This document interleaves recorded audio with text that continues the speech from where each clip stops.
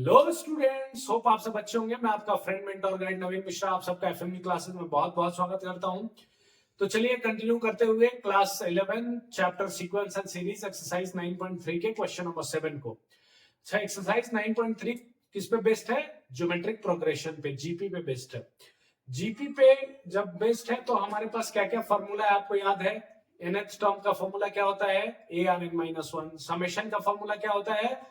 a r 1 minus a into 1 minus r to the power n divided by 1 minus r।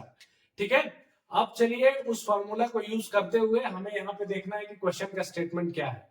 तो यहाँ पे पूछा जा रहा है कि फाइंड द सम आपको पता करना है। Find the sum of the given terms. अच्छा, गिवन एक सीक्वेंस है। सीक्वेंस देखिए क्या है? 0.15, फिर 0.015, 0.00015, 0.00015, कहां तक है? 20th टर्म तक है। अच्छा, जहां भी क्वेश्चन में देखिए, क्वेश्चन बनाने का तरीका सोचिए, क्वेश्चन कैसे बनता है उस पर अगर ध्यान फोकस कीजिए, ना कि क्वेश्चन कैसे बना। ठीक है, देखिए इस पे देखिए क्वेश्चन का रिक्वायरमेंट क्या है। सबसे पहले पूछ रहा है कि सम बताइए। ठीक है, तो सम के लिए आपके पास क्या होना चाहिए? आपके पास सम का फॉर्मूला पता होना चाहिए आपको। तो सम का फॉर्मूला हमें पता है। क्या पता है? देखिए सम का फॉर्मूला मैं यहां पे लिख देता हूं।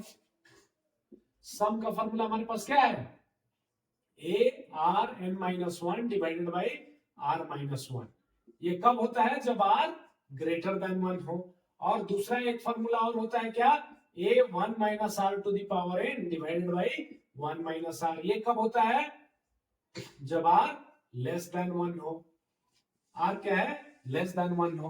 तो ये दो फॉर्मूला हमारे पास है। अब बताइए कि आपके पास इस सीक्वेंस में क्या क्या गिवन है। जो गिवन सीक्वेंस है उसमें क्या क्या है।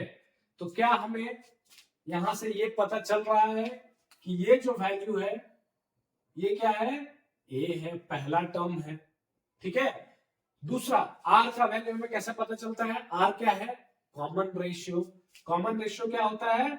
a2 बाई a1 या फिर a3 by a2, next term by उसके जस्ट पहले वाला टर्म। तो a2 देखिए यहाँ पे क्या है? 0.015 और a1 क्या है? 0.15। ठीक है, a2 ये हो गया, a1 ये हो गया। अच्छा, a2 से यहां से देखिए एक आप हटाएंगे तो नीचे 1000 से मल्टीप्लाई कीजिएगा। क्यों? 1 2 3 पॉइंट के बाद, और इस पॉइंट को हटाएंगे तो ऊपर 100 से आप मल्टीप्लाई कीजिएगा। समझ में आ रहा है? पॉइंट को हमने हटाया और यहां से आप क्या देख रहे हैं? ये पूरा कट गया। तो r का वैल्यू यहां से क्या आ गया? 1/10। r का वैल्यू क्या आ गया? 1/10। या फिर आप इसको 0.1 भी लिख सकते हैं। क्या लिख सकते हैं? 0.1। अब चलिए इस फॉर्मूला पे देखते हैं। अब r का वैल्यू यहां से आपको पता चल गया कि r क्या है? 1 से छोटा है, लेस देन 1 है। तो आप कौन सा फॉर्मूला लगाएंगे?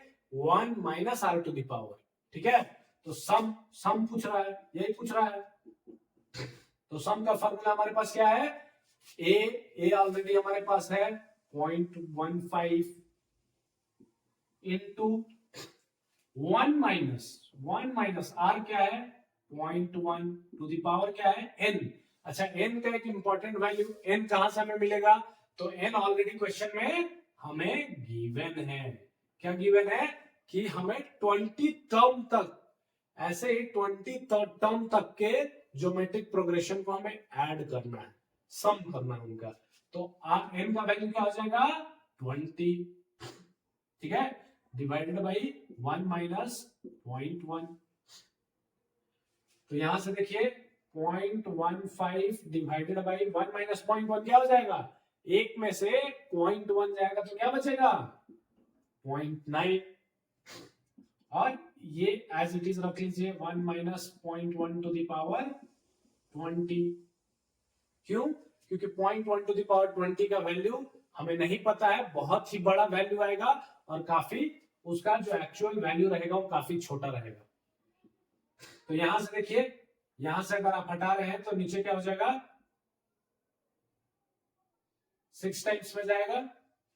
तो 1/6 into 1 minus 0.1 to the power 20। और ये क्या आ गया आपका? सम का वैल्यू आ गया इज 20।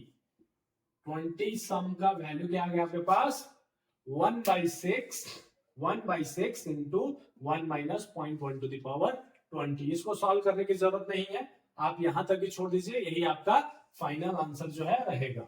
ठीक है, होप आप सबको समझ में आया होगा।